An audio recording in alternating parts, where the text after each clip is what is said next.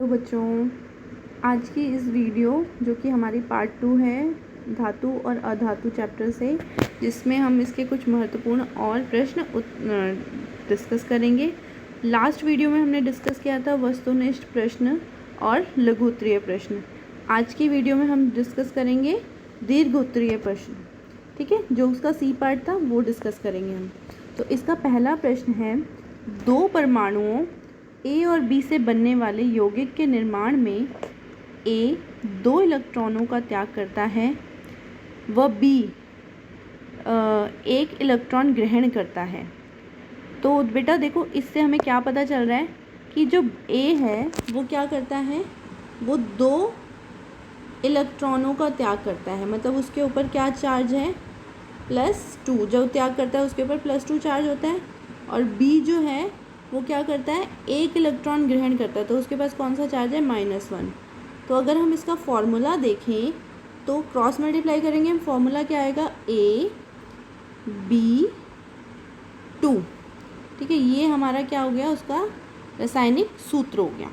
ठीक है बेटा, तो पहला इसमें प्रश्न पूछा गया है कि ए और बी के बीच बनने वाले आबंध की प्रकृति क्या है। तो क्योंकि ये जो है हमारे इलेक्ट्रॉन को डोनेट कर रहा है एक, और 1 इलेक्ट्रॉन ग्रहण कर रहा है, तो इसकी प्रकृति कैसी है, आयनिक यौगिक। सेकंड पार्ट है ए का, ए और बी से बनने वाले इस यौगिक का सूत्र भी सुझाइए। तो अभी जैसे हमने इसका सूत्र लिखा था, क्या बना था इसका सूत्र हमारा, AB2। जैसे मैंने आपको बताया चार्जेस लिखकर, वैसे ही आपको लिखना है क्रॉस मल्टीप्लाई करके। तो इस तरीके से हम इसका आंसर लिखेंगे। बी पार्ट है, इसी प्रकार से बनने वाले मैग्नीशियम क्लोराइड अणु के निर्माण का वर्णन कीजिए। तो मतलब इसी तरीके से मैग्नीशियम क्लोराइड कैसे बनेगा। तो बेटा सबसे पहले एक तो आप ऐसे भी लिख सकते हो इसको। देखो, मैग्नीशियम का जो इलेक्ट्रॉनिक कॉन्फ़िगरेशन होता है वो होता है 12। तो इसका क्या होगा, जो हम इसके इलेक्ट्रॉन्स फिल करेंगे तो 282। तो इसके ऊपर क्या चार्ज आता है, +2।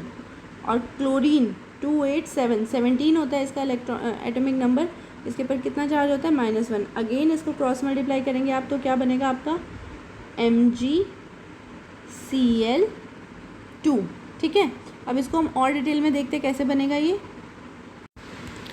देखो बेटा, यहाँ पर हम देख रहे हैं कि कैसे मैग्नीशियम जो है वो क्लोरीन के साथ मैग्नीशियम के अभिक्रिया करता है और क्या बनाता है, MgCl2। उसी तरीके से आप ऐसे देख सकते हो, मैग्नीशियम के पास 2 इलेक्ट्रॉन है, जिसको मैंने ऐसे क्रॉस करके दिखाया है। क्लोरीन के पास 1 इलेक्ट्रॉन कम है, तो ये मैग्नीशियम जो है अपना 1 इलेक्ट्रॉन एक क्लोरीन को देगा और दूसरा दूसरे क्लोरीन को। ठीक है बेटा, तो अब जब ये अभिक्रिया करेगा तो क्या बनाएगा लास्ट में, MgCl2। तो आपको ये इस तरीके से बनाकर दिखाना है इस क्वेश्चन में। आगे देखते हैं। अगला प्रश्न है हमारा, साधारण नमक केवल पिघली अवस्था में विद्युत का संचालन करता है, क्यों।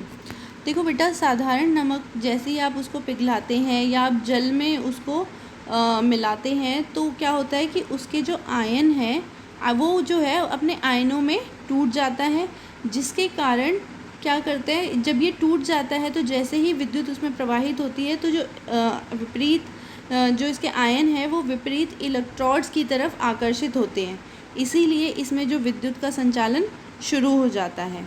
ठीक है बेटा, आगे देखते हैं। NaCl का गलनांक उच्च क्यों होता है। देखो, NaCl जो है हमारा सोडियम क्लोराइड, जिसको आप साधारण नमक भी कहते हो, ये एक आयनिक यौगिक है, जिसके अगर आप आयनों की बात करते हो, इन दोनों ही आयनों में, सोडियम और क्लोरीन आयनों के बीच बहुत ही प्रबल बंध होता है, आबंध होता है, जो कि इसे आप इंग्लिश में कहते हो बॉन्ड होता है। ठीक है, इलेक्ट्रोस्टैटिक बॉन्ड होता है, वैद्युत आकर्षण बल होता है, जिसको तोड़ने के लिए हमें बहुत ही ज़्यादा ऊर्जा की आवश्यकता होती है, इसीलिए इसका जो गलनांक है वो काफ़ी ज़्यादा होता है, उच्च होता है। सेकंड क्वेश्चन, निम्नलिखित गुणों के आधार पर धातु और अधातु में अंतर बताइए। तन्यता, आघातवर्ध्यता, घनत्व, रूप और विद्युत सुचालकता। देखो बेटा, तन्यता में तो आप बता सकते हो सीधे सीधे कि धातुएं जो होती हैं वो तन्य होती हैं और अधातुएं जो होती हैं अतन्य होती हैं। आघातवर्ध्यता भी सेम है, धातुएं आघातवर्ध्य होती हैं और अधातुएं आघातवर्ध्य नहीं होती। अब तन्यता होता है बेटा, जिसको हम खींचकर लंबी तारों में बदल सकते हैं, और अघातवर्ध्यता होता है जिसको आप पीट कर पतली चादरों में परिवर्तित कर सकते हो। उसके बाद है घनत्व। घनत्व की बात जब आती है तो धातुएं जो होती हैं वो ज़्यादा धातुएं जो होती हैं उनमें घनत्व होता है, अधिक होता है, और अधातुओं में घनत्व जो धातुओं की अपेक्षा क्या होता है, बहुत कम होता है। उसके बाद आता है रूप। रूप की बात करते हैं तो धातुएं जो होती हैं ज़्यादातर चमकदार होती हैं और अधातुएं जो हैं वो चमकदार नहीं होती, लेकिन इसमें हमारा एक अपवाद है, वो है आयोडीन, जो अधातु होते हुए भी चमकदार होता है। उसके बाद है विद्युत सुचालकता। तो जो धातुएं होती हैं वो विद्युत की सुचालक होती हैं, लेकिन अधातुएं जो हैं वो विद्युत की सुचालक नहीं हैं। लेकिन इसमें भी एक अपवाद है, ग्रेफाइट, जो कि अधातु होते हुए भी क्या करता है, विद्युत का सुचालन करता है, सुचालक होता है। आगे है, लास्ट क्वेश्चन है हमारा इस वर्कशीट का, एक्वारीजिया क्या है। देखो बेटा, एक्वारीजिया जो है इसको हम रॉयल अम्ल भी बोलते हैं, अम्ल राज भी बोलते हैं, क्योंकि जो चीज़ें अगर किसी भी चीज़ में घुलनशील नहीं होती जनरली वो क्या होती है, एक्वारीजिया में घुलनशील होती हैं। एक्वारीजिया जो होता है इसमें क्या होता है, हमारा हाइड्रोक्लोरिक अम्ल और नाइट्रिक अम्ल मिक्स होता है। हाइड्रोक्लोरिक अम्ल और नाइट्रिक अम्ल को मिक्स किया जाता है और इसका अनुपात क्या होता है, 3:1। 3:1 के रेशियो में इनको 3:1 के रेशियो में इसको मिक्स किया जाता है और क्या बनता है, हमारा एक्वारीजिया बनता है। ये इतना शक्तिशाली अम्ल होता है कि इसमें हमारा जो सोना है वो भी घुलनशील होता है। ठीक है, आगे देखते हैं। धातुओं की अन्य लवण विलयनों के साथ अभिक्रिया पर संक्षिप्त टिप्पणी लिखिए।